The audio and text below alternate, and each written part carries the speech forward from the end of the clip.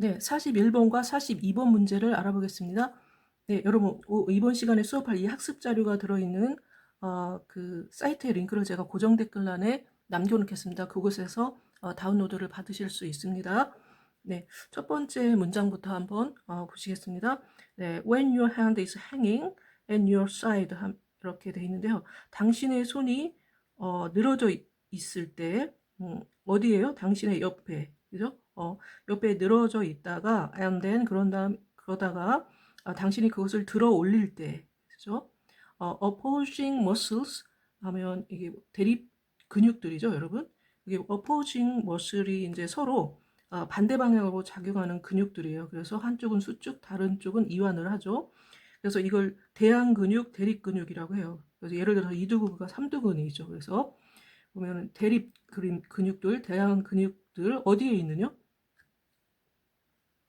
당신의 위쪽 팔에 있는 이렇게 되죠. 그러면 위쪽 팔은 상완이라고 합니다. 그래서 상완의 그 대립 근육들이 짧아지고 길어집니다. 이렇게 되죠. 즉 수축하고 이완됩니다. 밴드 구부리기 위해서 당신의 이 엘보는 어떤 거죠? 네, 팔꿈치를 구부리기 위해서. 네. 자, 여러분, 자, 맥락 설명을 보시겠습니다. 글의 시작 부분으로 근육의 작용 원리, 그 수축과 이완을 구체적인 동작 예시, 팔을 드는 동작으로 보여줍니다. 움직임이 단일한 힘이 아니라 서로 반대되는 근육의 협력으로 이루어진다는 점을 강조합니다. 네. 자, 두 번째 문장 보시겠습니다. 바이셉스 하면 이제 이두근이죠, 여러분. 이두근은 수축하고 트라이셉 하면 삼두근이 이완합니다. 자, reversing the motion, 움직임을 반대로 하면, 즉 어떻게 할 때요? 당신이 당신의 그 손을 다시 아래로 내리면, 자, 그 muscles, 근육들이 어떡하죠? 그들의 역할을 바꿉니다. 이렇게 되죠? 삼두근이 수축하고, 자, 이두근이 이완합니다. 네, 이렇게 됩니다. 네. 자, 맥락 설명을 한번 보시겠습니다. 1에서 제시한 원리를 이제 구체화하고 있습니다. 팔을 올릴 때와 내릴 때 근육의 역할이 서로 교대됨을 보여줌으로써 근육 작용이 단순하지 않고 서로 상호 조정된 체계임을 드러냅니다. 네. 자, 세 번째 문장 보시겠습니다. 들어 올려 보십시오. 들어 올려 보아라. 당신의 손을 들어 올리거나 어떻게 해요, 여러분? 내려 보아라. 그러면 자, 근육이 보여줍니다. 자, 손을 들어 올리거나 내려 보십시오. 그러면 근육이 보여줍니다. 그것이 무엇인지, 그것은 자신이죠, 여러분. 근육 자신이 무엇인지를 이제 근육이 보여줍니다. 네, 즉 이것은 이제 coordination 하면 조정이죠, 여러분. 조정, 협동, 협응 이런 뜻이 있습니다. 그 체계란 얘기죠. 관리되는 이거죠, 여러분. PP입니다. 형용사로 쓰였습니다. 자, 뭐에 의해서 관리되죠? 자, orchestrated 하면은 orchestrated는 조직된, 조화롭게 배열된, 잘 계획된 이런 뜻이 있어요. 그래서 조화롭게 편성된, 여기 보시면 조화롭게 편성된 긴장 이렇게 볼 수 있겠죠? 조화롭게 조절된 긴장이나 상관없습니다, 여러분. 그러한 조화롭게 편성된 긴장에 의해서 관리되는 이거죠. 네, 조정 체계입니다. 이거죠. 자, 앞의 예시를 통해 얻은 결론을 제시합니다. 근육은 단순히 수축하는 기관이 아니라 정교한 협응과 균형 속에서 작동하는 시스템임을 강조합니다. 글의 개념적 중심 문장입니다. 네, 네 번째 문장 보시겠습니다. 네, 팔과 다리가 이제 회전하는 거죠, 여러분. 자, 뭐를 중심으로요? joint 하면 뭐죠? 관절이죠, 여러분. 관절을 중심으로 회전할 때, 네. 자, 근육들은 activate는 이제 활성화된다는 얘기죠. 근육들이 활성화되고 또 비활성화됩니다.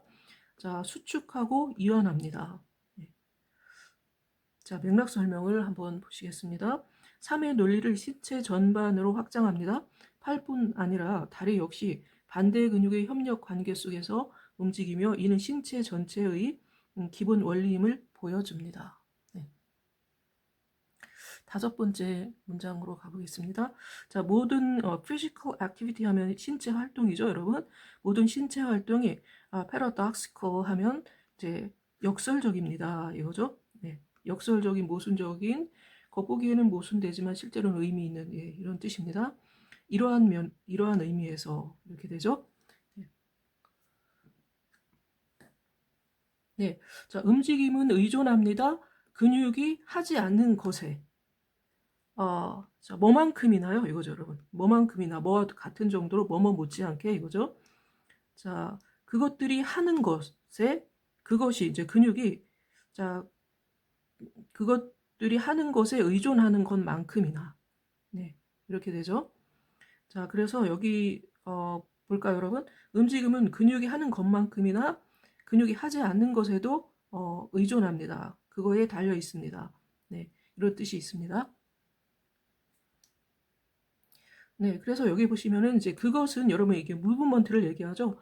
자, 이게 머슬은 이제 이거고요. 여러분 이 뒤에 있는 머슬이고요. 머슬을 봤습니다. 그래서 그 움직임은 의존합니다.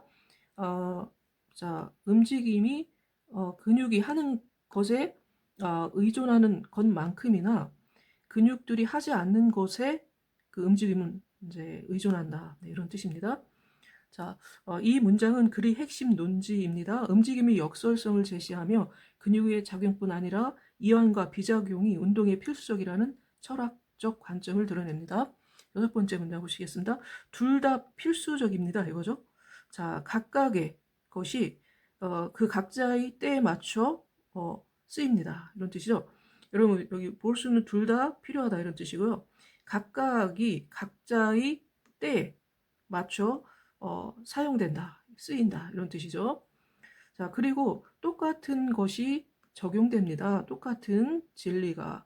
그래서 여기 보면 the same is true of 하면 동일한 진리가 뭐에도 적용된다. 뭐에 대해서도 마찬가지다. 네, 뭐에 대해서도 마찬가지다. 네, 이런 뜻이죠. 그럼 뭐도 마찬가지인가요? 그 각각의 면. 네. 자, 각각의 면, 그 쌍의, 그 컨셉은 이제 개념의 쌍. 여러분 여기 쉐이프가 이제 뒤에서 꾸며주죠? 형성하는 우리가 근육에 대해서 말하는 방식 여기 더 웨이가 생략됐어요 여러분. 부사죠. 관계부사니까 뒤에서 이렇게 꾸며주는데 선행사 더 웨이 생략되었어요. 그래서 방식이죠. 방식. 자, 우리가 근육에 대해서 말하는 그 방식을 형성하는 그 개념의 쌍의 각각의 면. 그죠? 네. 자, 각각의 면이니까 양쪽 면이라고 해도 돼요 여러분. 자, 보시면 이제 각각의 한쪽 면인데 이제 그러니까 둘 다죠 여러분. 그래서 양쪽 면 이렇게 해도 됩니다. 볼까요 여러분? 두 가지 모두 필요하며 각각 적절한 때에 쓰입니다. 그리고 우리가 근육에 대해 말할 때 사용하는 개념상의 그 양쪽 면 그러니까 이런 것들이죠. 수축, 이완, 활성화, 비활성화도 마찬가지로 모두 중요합니다. 네, 필수입니다. 네.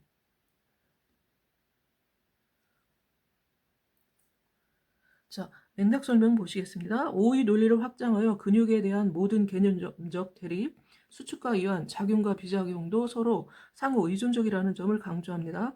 대립이 아니라 균형의 관계임을 암시합니다. 네. 자, 시작해 봅시다. 이거죠. 뭐로? 자, 네이처가 나왔는데요. 네이처 대 너처죠, 여러분. 그럼 네이처는 타고난 성질, 천성, 본성, 유전적인 요인. 그럼 여기서는 유전적 요인. 그러니까 여러분 이건 선천적 요인이에요.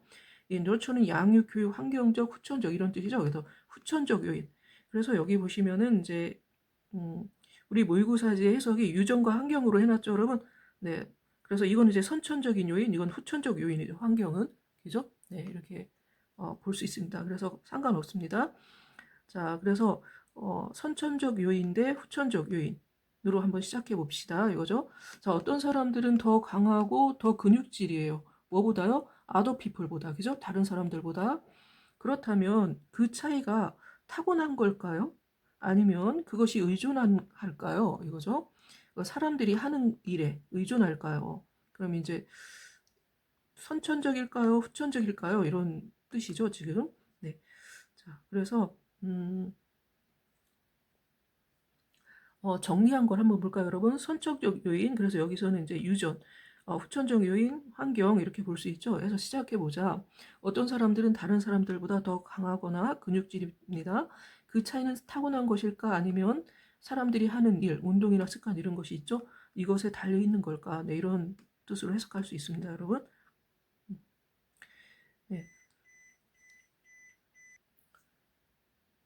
네. 자, 여러분, 후자의 질문으로 돌아가 보자, 이거죠. 당신은 무엇을 하는가? 그죠? 당신은, 자, 근력 운동을 해야 하는가? 아니면 걷는 것이 충분한 운동인가? 아니면 당신은 그 운동을 어떻게 해야 하는가? 당신은 빨리 움직여야 되는가? 아니면 느리게 움직여야 되는가?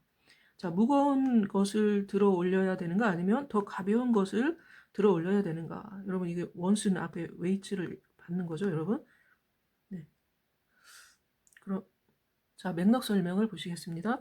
7의 문제 제기를 구체화하며 실제적인 예시로 확장합니다. 근육에 관한 다양한 대립적 질문들을 제시하면서 단일한 정답이 없는 복합적 주제임을 부각시킵니다. Put like that 하면 그렇게 말하면, 그런 식으로 말하면, 뭐 그런 식으로 표현하면 이렇게 할 수 있어요, 여러분. 자, 그런 식으로 말하면 자, 기본적인 물음이죠. 질문이 뭐에 대한요?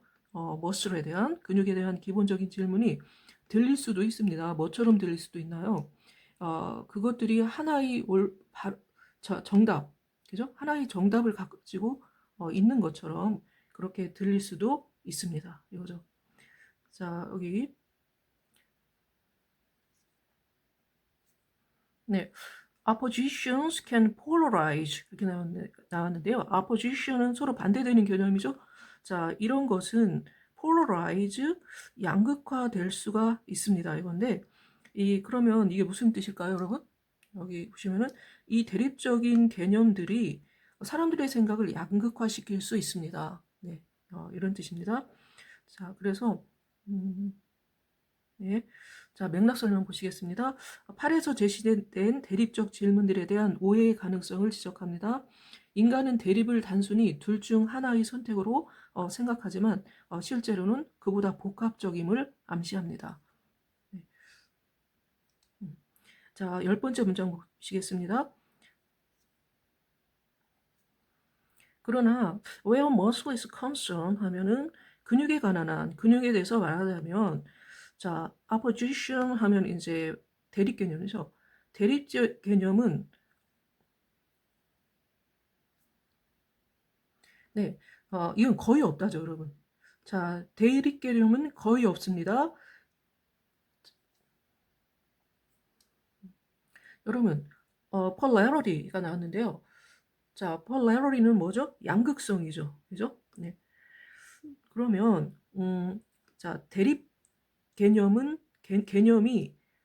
자, 진정한 양극성인 경우는 거의 없습니다, 이거죠, 여러분. 자, 다시 볼까요? 대립 개념은 거의 없습니다. 자, 진정한 양극성인 대립 개념은 거의 없습니다. 이런 뜻입니다, 여러분. 자, 면밀히 한번 보십시오. 그러면, 자, 볼까요? 대부분의 것이 드러납니다. 이거죠. paradox가 뭐죠? 역설로 드러납니다. 이거죠, 여러분. 자, 그러면 맥락 설명을 한번 보시겠습니다. 글의 핵심 결론 중 하나로 근육의 작용은 대립이 아닌 상호 의존적 역설적 관계라는 주장을 명확히 정리합니다. 네. 자, 타고난 것과 만들어진 것, 그죠? 선천적인 것, 후천적인 거죠. 자, 무거운 것과 가벼운 것, 빠른 것과 느린 것. 그러한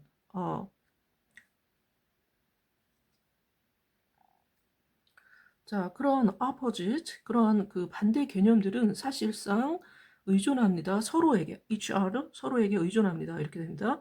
그래서 마지막 문장으로 그의 철학적 주제인 대립의 공존과 균형의 역설을 명확히 마무리합니다. 근육의 움직임뿐 아니라 인생 전반에 적용될 수 있는 통찰로 확장됩니다. 네, 여러분 이렇게 해서 전체적으로 알아봤는데요. 질문이 있으신 분은 그 댓글에 남겨주시면 제가 답변을 해드리도록 하겠습니다.